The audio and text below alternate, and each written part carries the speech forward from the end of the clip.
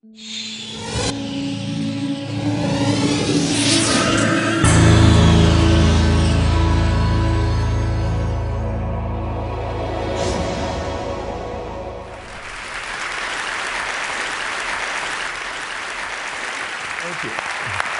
have to tell you, I'm both challenged and excited. My excitement is I get a chance to give something back. My challenge is the shortest seminar I usually do is 50 hours. And I'm not exaggerating. I do weekends, and what I do more than that, obviously, coach people, but I'm into immersion, because how'd you learn language? You didn't learn it by just learning principles. You got in it, and you did it so often that it became real. And the bottom line of why I'm here, besides being crazy mofo, is that I'm really in a position, I'm not here to motivate you, obviously, you don't need that. And a lot of times that's what people think I do, and it's the furthest thing from it. What happens though is people say to me, well, I don't need any motivation. And I say, well, that's interesting, that's not what I do. I'm the why guy. I want to know why you do what you do. What is your motive for action? What is it that drives you in your life today, not 10 years ago, or are you running the same pattern? Because I believe that the invisible force of internal drive activated is the most important thing in the world. I'm here because I believe emotion is the force of life. All of us here have great minds. You know, most of us here have great minds, right? I don't know if I'm in the category, but we all know how to think. And with our minds, we can rationalize anything. We can make anything happen. We can, I agree with what was described a few days ago about this idea that people work in their self-interest. But we all know that that's bullshit at times. You don't work in your self-interest all the time. Because when emotion comes into it, the wiring changes in the way it functions. And so it's wonderful for us to think intellectually about how the life of the world is, and especially those who are very smart. We can play this game in our head, but I really want to know what's driving you. And what I'd like to maybe invite you to do by the end of this talk is explore where you are today for two reasons. One, so that you can contribute more. And two, so that hopefully we can not just understand other people more, but maybe appreciate them more and create the kinds of connections that can stop some of the challenges that we face in our society today. They're only going to get magnified by the very technology that's connecting us, because it's making us intersect. And that intersection doesn't always create the view of everybody now understands everybody and everybody appreciates everybody. So I've had an obsession basically for 30 years. And that obsession has been what makes the difference in the quality of people's lives? What makes a difference in their performance? Because that's what I got hired to do. I got to produce the result now. That's what I've done for 30 years. I get the phone call when the athlete is burning down on national television and they were ahead by 5 strokes and now they can't get back on the course. And I got to do something right now to get the result or nothing matters. I get the phone call when the child is going to commit suicide, and I got to do something right now. And in 29 years, I'm very grateful to tell you I've never lost one in 29 years. It doesn't mean I won't someday, but I haven't done it. And the reason is an understanding of these human needs that I want to talk to you about. So when I get those calls about performance, that's one thing, like how do you make a change? But also, I'm looking to see what is it that's shaping that person's ability to contribute, to do something beyond themselves. So maybe the real question is, you know, I look at life and say there's 2 master lessons. One is there's the science of achievement, which almost everyone in this room has mastered to an amazing extent. That's how do you take the invisible and make it visible, right? How do you take what you dream about and make it happen, whether it be your business, your contribution to society, money, whatever it is for you, your body, your family. But the other lesson of life that is rarely mastered is the art of fulfillment. Because science is easy, right? We know the rules, you write the code, you follow those, and you get the result. Once you know the game, you just, you know, you up the ante, don't you? But when it comes to fulfillment, that's an art. And the reason is it's about appreciation and it's about contribution. You can only feel so much by yourself. So I've had an interesting laboratory to try to answer the question of the real question, which is what's the difference in somebody's life if you look at somebody like those people that you've given everything to, like all the resources they say they need. You gave them not a $100 computer, you gave them the best computer. You gave them love, you gave them joy, you were there to comfort them. And those people very often, and you know some of them I'm sure, end up the rest of their life with all this love, education, money, and background, spending their life going in and out of rehab. And then you meet people that have been through ultimate pain, psychologically, sexually, spiritually, emotionally abused, and not always, but often they become some of the people that contribute the most to society. So the question we got to ask ourselves really is, what is it? What is it that shapes us? And we live in a therapy culture. Most of us don't do that, but the culture is a therapy culture. And what I mean by that is the mindset that we are our past. And everybody in this room, you wouldn't be in this room if you bought that theory, but most of society thinks biography is destiny. The past equals the future. And of course it does if you live there. But what people in this room know, and what we have to remind ourselves though, because you can know something intellectually, you can know what to do and then not use it, not apply it. So really what we got to remind ourselves is decision is the ultimate power.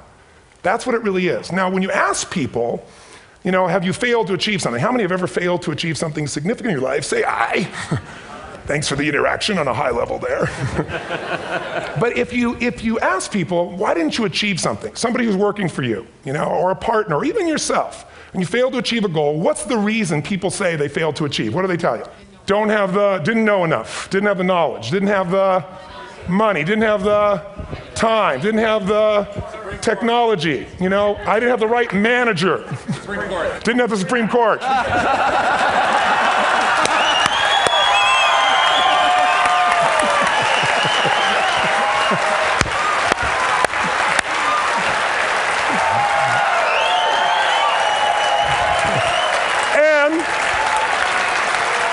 And what do all those, including the Supreme Court, have in common? They are a claim to you missing resources. And they may be accurate. You may not have the money. You may not have the Supreme Court.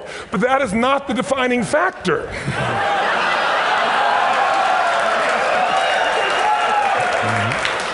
And you correct me if I'm wrong. The defining factor is never resources, it's resourcefulness. And what I mean specifically, rather than just some phrase, is if you have emotion, human emotion, something that I experienced from you day before yesterday at a level that is as profound as I've ever experienced, and if you'd communicated with that emotion, I believe you would have beat his ass and won.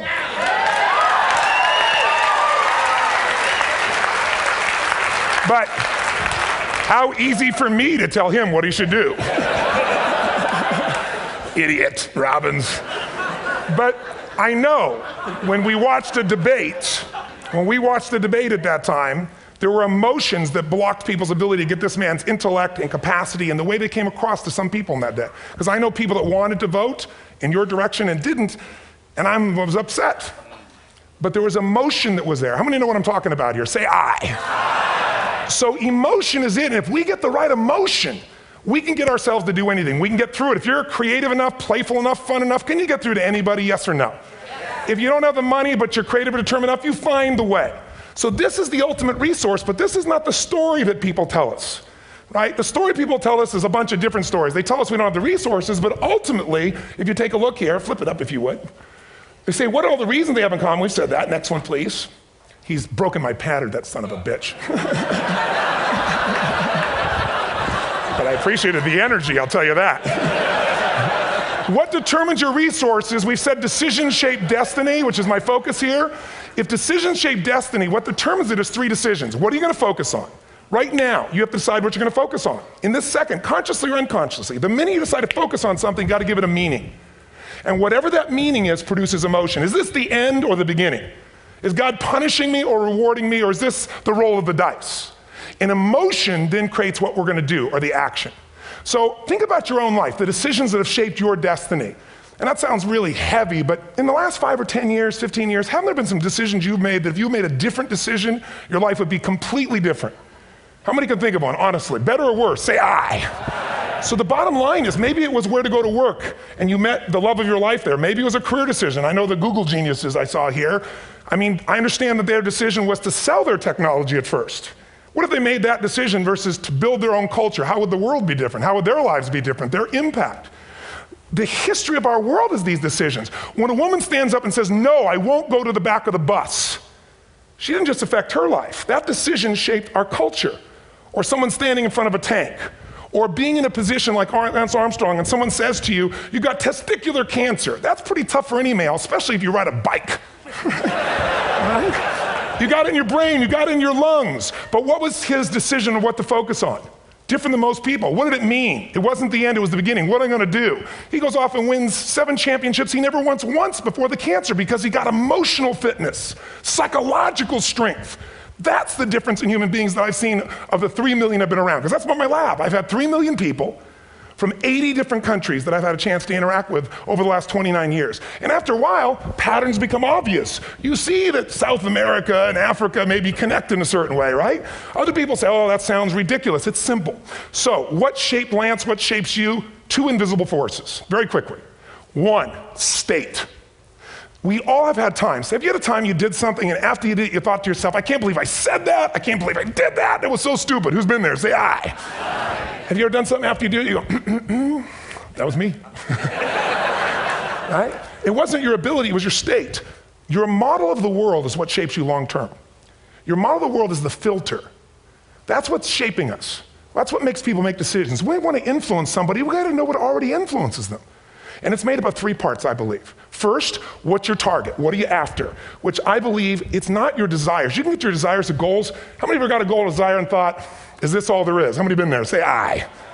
So it's needs we have. I believe there are 6 human needs. Second, once you know what the target that's driving you is, and you uncover it for the truth, you don't form it, you uncover it. Then you find out what's your map. What's the belief systems that are telling you how to get those needs? Some people think the way to get those needs is destroy the world. Some people is to build something. Create something, love someone. And then there's the fuel you pick. So very quickly, 6 needs, let me tell you what they are. First one, certainty. Now these are not goals or desires, these are universal. Everyone needs certainty that they can avoid pain, at least be comfortable. Now how do you get it? Control everybody, develop a skill, give up, smoke a cigarette. If you got totally certain, ironically, even though we all need that, like if you're not certain about your health or your children or money, you don't think about much more. You're not sure the ceiling's gonna hold up, you're gonna listen to any speaker. But while we go for certainty differently, if we get total certainty, we get what? What do you feel if you're certain? You know what's gonna happen, when it's gonna happen, how it's gonna happen, what would you feel? Bored out of your mind. So God, in her infinite wisdom, gave us a second human need, which is uncertainty. We need variety. We need surprise. How many of you here love surprises? Say aye. Bullshit. You like the surprises you want. The ones you don't want, you call problems, but you need them. So variety is important. Have you ever rented a video or a film that you've already seen? Who's done this? Get a fucking life. Right? Why are you doing it? You're certain it's good because you read it before, saw it before, but you're hoping it's been long enough you've forgotten enough there's variety. Third human need, critical, significance. We all need to feel important, special, unique. You can get it by making more money. You can do it by being more spiritual. You can do it by getting yourself in a situation where you put more tattoos and earrings in places humans don't want to know. Whatever it takes. The fastest way to do this, if you have no background, no culture, and no belief in resources or resourcefulness, is violence. If I put a gun to your head and I live in the hood, instantly I'm significant. 0 to 10, how high? 10. How certain am I you're going to respond to me? 10. How much uncertainty? Who knows what's going to happen next? Kind of exciting, like climbing up into a cave and doing that stuff all the way down there. Total variety and uncertainty. And it's significant, isn't it? So you're willing to risk your life for it. So that's why violence has always been around and will be around unless we have a consciousness change as a species. Now you can get significance a million ways, but to be significant, you got to be unique and different. Here's what we really need. Connection and love, fourth need. We all want it. Most people settle for connection because love's too scary. Don't want to get hurt. Who here has ever been hurt in an intimate relationship? Say aye. If you don't raise your hand, you'll have about other shit too, come on. And you're going to get hurt again. Aren't you glad you came to this positive visit? But here's what's true, we need it. We can do it through intimacy, through friendship, through prayer, through walking in nature. If nothing else works for you, get a dog. Don't get a cat, get a dog, because if you leave for 2 minutes, it's like you've been gone for 6 months when you show back up again 5 minutes later, right? Now these first 4 needs, every human finds a way to meet. Even if you lie to yourself, even if you have split personalities. But the last 2 needs, the first 4 needs are called the needs of the personality, is what I call it. The last 2 are the needs of the spirit. And this is where fulfillment comes. You won't get fulfillment from the first 4. You'll figure a way, smoke, drink, do whatever, meet the first 4. But the last 2, number 5, you must grow. We all know the answer here. If you don't grow, you what? If a relationship's not growing, if a business is not growing, if you're not growing, it doesn't matter how much money you have, how many friends you have, how many people love you, you feel like hell. And the reason we grow, I believe, is so we have something to give of value. Because the 6th need is to contribute beyond ourselves. Because we all know, corny as it sounds, the secret to living is giving. We all know life's not about me, it's about we. This culture knows that, this room knows that. And it's exciting. When you see Nicholas up here talking about his $100 computer, the most passionate, exciting thing is here's a genius, but he's got a calling now. You can feel the difference in him, and it's beautiful. And that calling can touch other people. In my own life, my life was touched because when I was 11 years old, Thanksgiving, no money, no food, and we're not gonna starve, but my father was totally messed up. My mom was letting him know how bad he messed up. And somebody came to the door and delivered food. My father made 3 decisions. I know what they were briefly. His focus was, this is charity. What does it mean? I'm worthless. What do I gotta do? Leave my family, which he did. The time, one of the most painful experiences of life. My 3 decisions gave me a different path. I said, focus on, there's food, what a concept. You know? Second, but this is what changed my life. This is what shaped me as a human being. Somebody's gift, I don't even know who it is. I thought, my father always said, no one gives a shit. And all of a sudden, somebody I don't know, they're not asking for it, this is giving our family food, looking out for us. It made me believe this. What does it mean? That strangers care. And what that made me decide is if strangers care about me and my family, I care about them. What am I gonna do? I'm gonna do something to make a difference. So when I was 17, I went out one day on Thanksgiving. It was my target for years, have enough money to feed 2 families. Most fun thing I ever did in my life, most moving. Then next year I did 4, and I didn't tell anybody what I was doing. Next year, 8. I wasn't doing it for brownie points, but after 8, I thought, shit, I could use some help.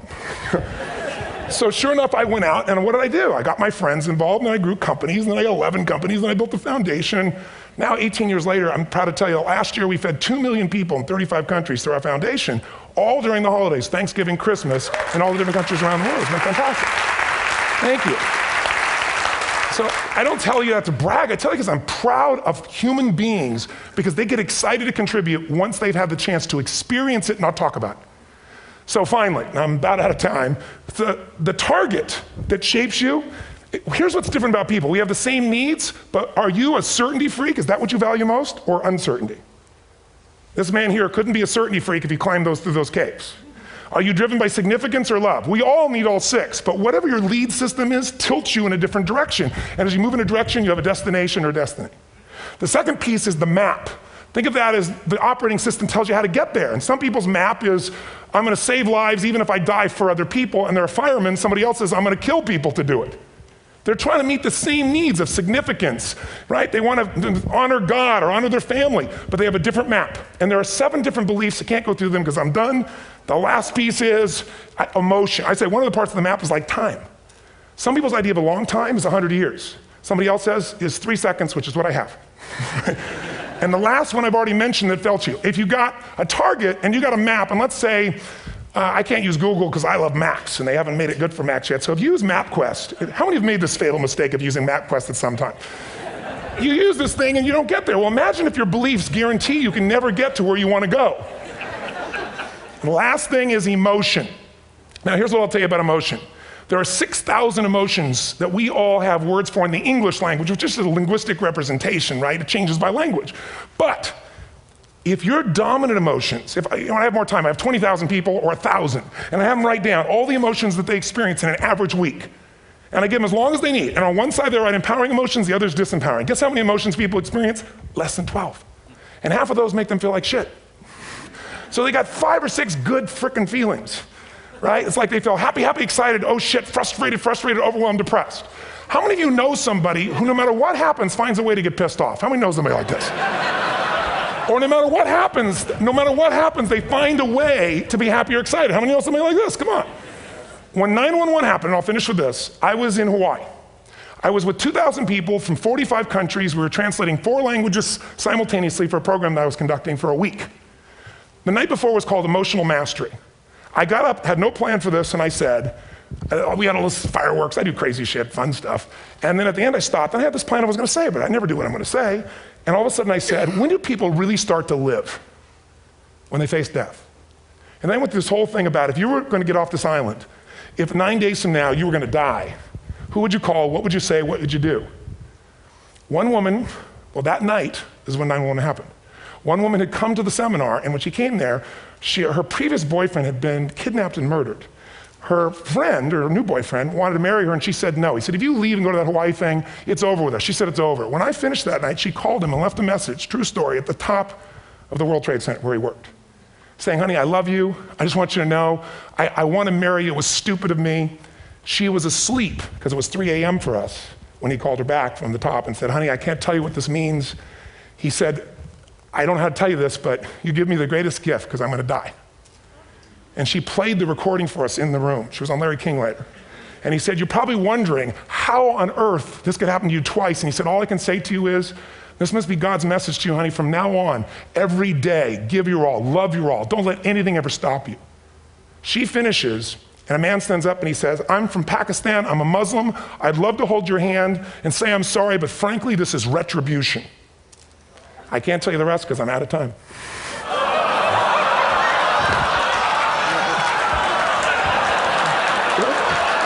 Are you sure? Finish the story. 10 seconds.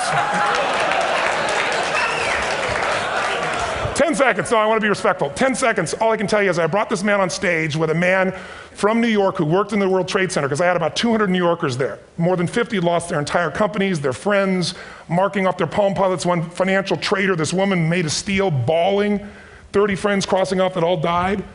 And what I did to people is said, what are we going to focus on? What does this mean, and what are we going to do? And I took the group and got people to focus on, if you didn't lose somebody today, your focus is going to be how to serve somebody else. There are people, the woman got up, she was so angry and screaming and yelling. And then I found she wasn't from New York, she's not an American, she doesn't know anybody here. I said, you always get angry? She said, yes. Guilty people got guilty, sad people got sad. And I took these two men and did what I call an indirect negotiation. Jewish man with family in the occupied territories from New York who would have died if he was at work that day. And this man who wanted to be a terrorist, and made it very clear. And the integration that happened is on a film, which I'll be happy to send you, so you can really see what actually happened instead of my verbalization of it.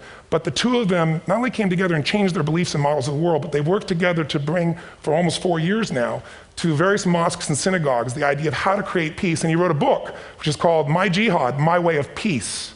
So transformation can happen. So my invitation to you is this. Explore your web, the web in here.